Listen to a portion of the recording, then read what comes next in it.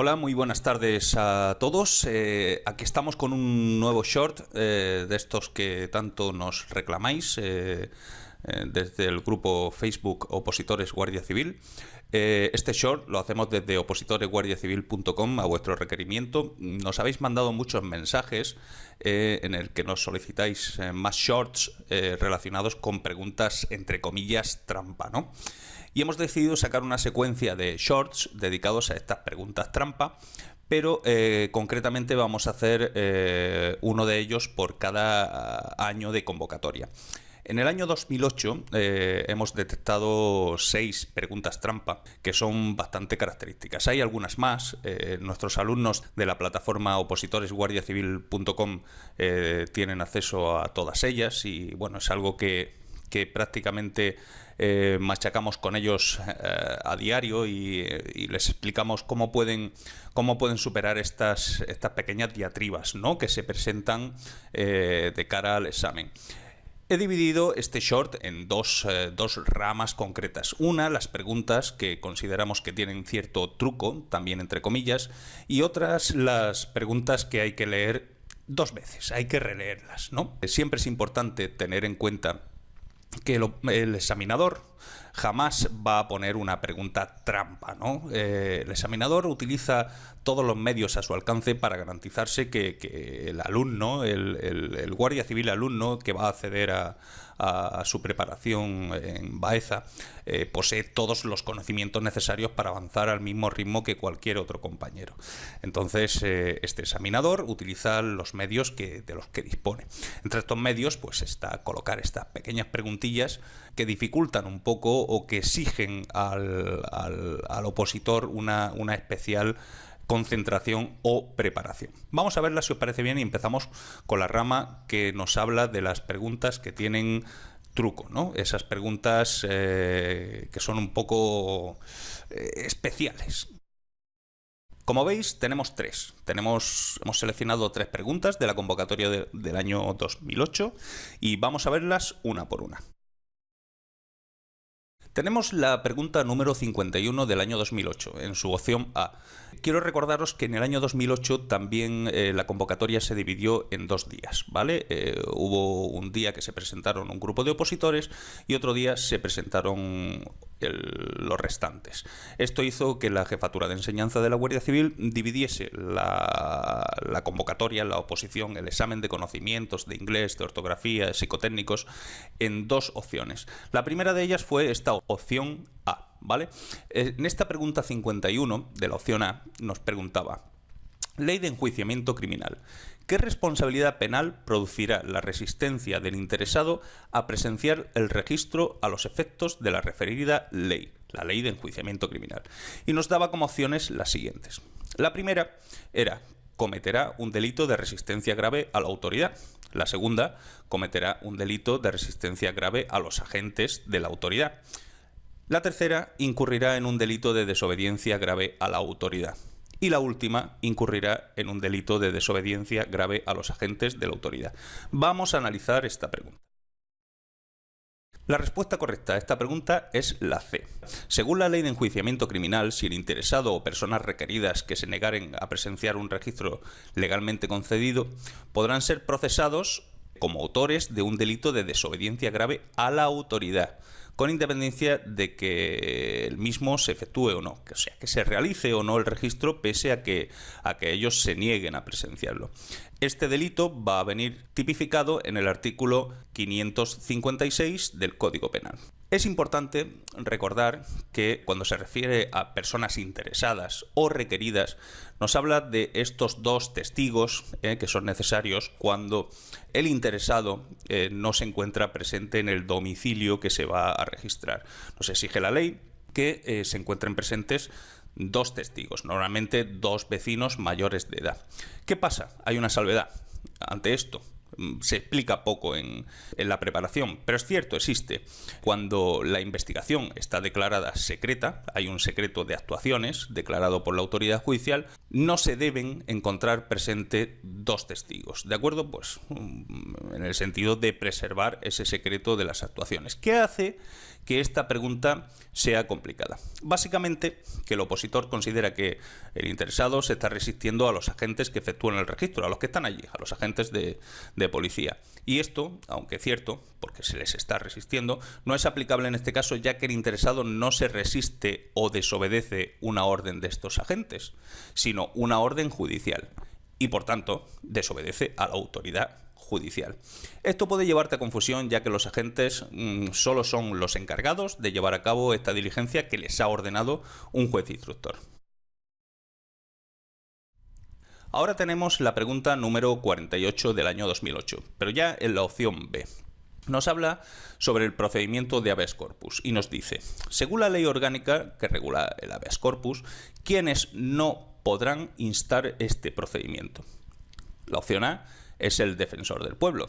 La opción B, el juez de lo penal que entienda del procedimiento. La opción C, el privado de libertad, su cónyuge o persona unida por análoga relación de afectividad, descendientes, ascendientes, hermanos y respecto a los menores y personas incapacitadas, sus representantes legales. También en la opción D nos da la posibilidad de seleccionar el Ministerio Fiscal. Vamos a ver esta pregunta. En esta pregunta la respuesta correcta es la B. Según el artículo 3 de la Ley Orgánica 6/1984, que va a regular el procedimiento de habeas corpus, pueden instar este procedimiento 1. El privado de libertad, su cónyuge o persona unida por análoga relación de afectividad, descendientes, ascendientes, hermanos y, en su caso, respecto de los menores y personas incapaces, sus representantes legales. También lo va a poder hacer el Ministerio Fiscal. Lo puede hacer también el defensor del pueblo. Y de oficio, el juez competente. El juez competente, que hace que esta pregunta sea un poco complicada. El examinador nos ha indicado en la respuesta B al juez de lo penal que entienda del procedimiento, y en la fase de instrucción, que es en la que se va a desarrollar esta detención que afecta a un procedimiento de habeas corpus, no es el competente. Lo será este juez de lo penal, en su caso, cuando el juez instructor acuerde elevar el procedimiento a juicio oral, cuando vaya a pasar a la fase de enjuiciarse. En esta fase de la investigación siempre es competente un juez instructor. Normalmente, no con carácter general, pero sí normalmente el del lugar en que se encuentra el detenido. Vamos a ver ahora la pregunta 51 del año 2008, en su opción B. Nos habla también de la Ley de Enjuiciamiento Criminal y nos pregunta, ¿quiénes podrán interponer querella? Indique la respuesta incorrecta. A. Los ciudadanos españoles, aun no siendo ofendidos de un delito. B. Los ciudadanos extranjeros, víctimas de cualquier delito. C. Los ciudadanos españoles ofendidos por el delito. D. Los ciudadanos extranjeros, víctimas únicamente de delito cometido contra sus personas o bienes o contra las personas o bienes de sus representados. Analicemos esta pregunta. En esta pregunta la respuesta correcta es la B. La querella constituye, por regla general, un derecho, es un derecho. Todos los ciudadanos, hayan sido o no ofendidos por el delito, pueden querellarse cuando se trate de un delito público, utilizando la acción popular. Se llama así, se llama acción popular. Y también pueden querellarse los extranjeros por delitos cometidos contra sus personas o bienes, o las personas o bienes de sus representados.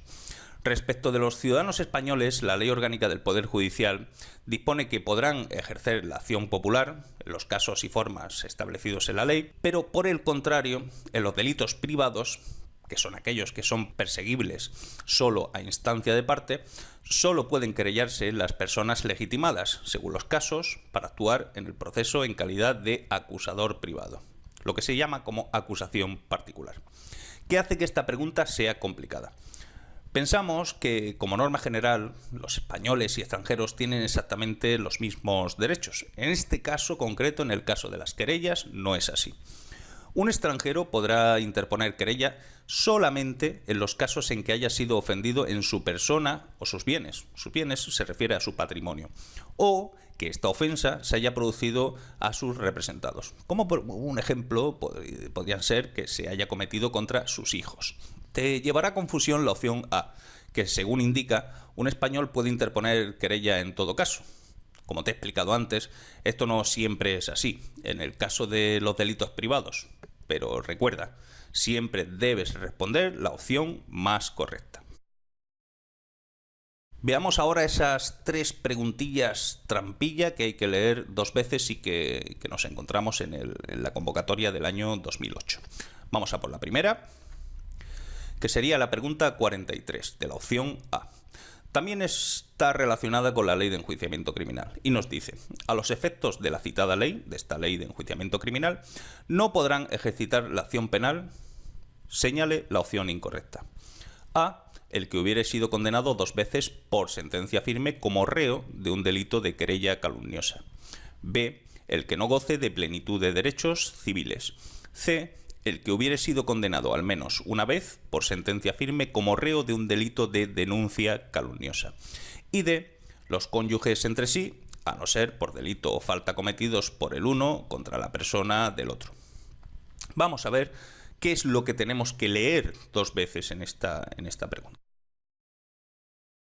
En esta pregunta la respuesta correcta es la C. Según la ley de enjuiciamiento criminal, el que hubiere sido condenado al menos 2 veces por sentencia firme como reo de un delito de querella, no de denuncia calumniosa, no podrá ejercer la acción penal. Esto es, que el que haya sido condenado firmemente en 2 ocasiones por querellarse contra alguien imputándole dolosamente, a sabiendas, con malicia, la comisión de un delito que realmente no cometió, no puede ejercer esta acción penal. ¿Qué hace que esta pregunta sea complicada? La complicación de esta pregunta va a tener 2 vertientes. La primera es que estamos ante una doble negación. Esto es, el examinador nos pregunta quién no puede ejercer la acción penal y luego nos pide que marquemos la incorrecta. Recuerda siempre que una doble negación es una afirmación. Lo que realmente nos está preguntando el examinador es quién de los que expone sí que puede ejercer la acción penal. Por otra parte, vamos a tener en cuenta que debemos saber que denunciar no es ejercer la acción penal, ni puede dar lugar a la imputación de un delito de calumnias. Por tanto, denunciar falsamente a una persona implicará un delito de denuncia falsa y no va a impedir el ejercicio de una futura acción penal por parte de este denunciante. La acción penal tiene 2 vías básicas, debes de tenerlo siempre en cuenta, que son presentar querella y o, no es necesario que sean las 2 a la vez, mostrarse parte en el proceso como acusación particular. Vamos a por la pregunta 98 del año 2008, en su opción A. Esta trataba del tema de topografía y nos decía: el terreno y su representación. Las superficies laterales de toda elevación o depresión del terreno, en el caso concreto de que sean casi verticales, se van a denominar A, vaguada, B, vertiente, C, desfiladero o D, escarpado. Hay truquillo, hay que leer 2 veces esta pregunta. La respuesta correcta es la D. Tenemos que la definición de desfiladero es un paso entre montañas profundo, estrecho y de paredes escarpadas, formado generalmente por el resquebrajamiento del terreno. Y que la definición de escarpado es algo que tiene una gran pendiente. ¿Qué es lo que hace que esta pregunta sea complicada? Hay que leer y releer las preguntas. No me voy a cansar nunca de deciroslo, de aconsejártelo, de que lo tengas presente. El examinador no te está preguntando por el nombre del accidente topográfico, te está preguntando por la definición de sus superficies laterales, de sus paredes. Por ello, debemos responder que las superficies laterales casi totalmente verticales, casi o totalmente verticales, se llaman escarpado.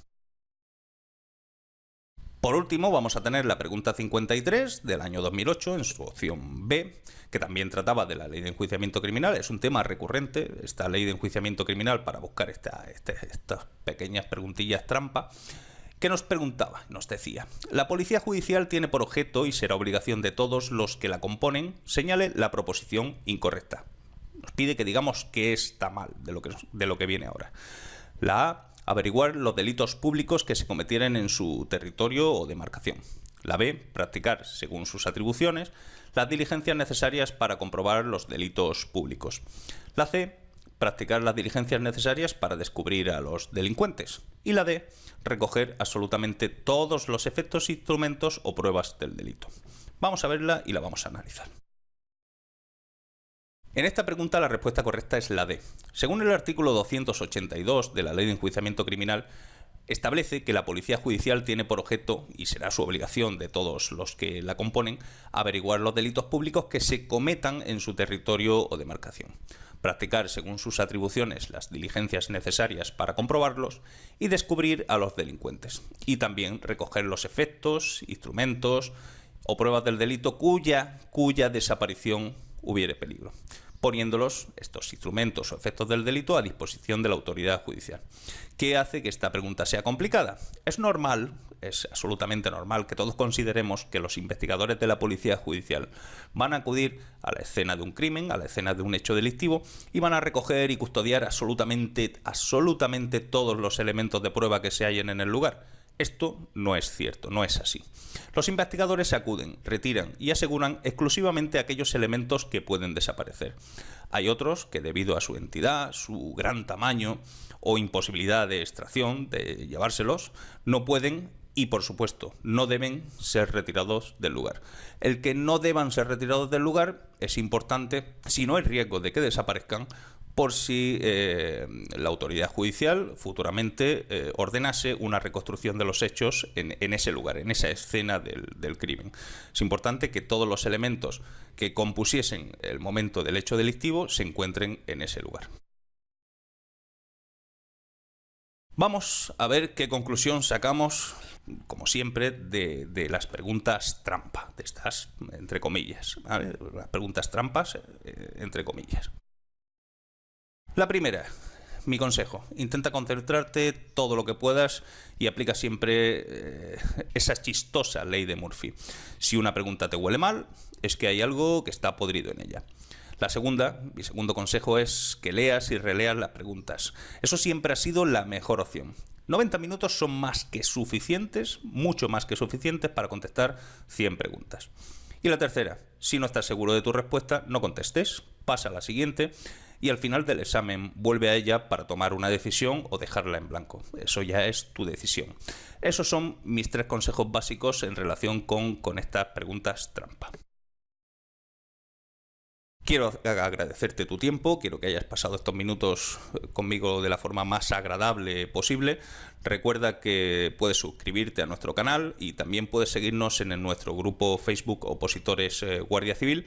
Si quieres formar parte de nuestro alumnado y estar totalmente preparado con estas preguntas trampa, ya no las que mostramos en los shorts, sino las que exponemos en su totalidad a nuestros alumnos, no dudes en contactar con nosotros a través de la plataforma opositoresguardiacivil.com. Deseo que te haya servido de ayuda y que pases un buen día.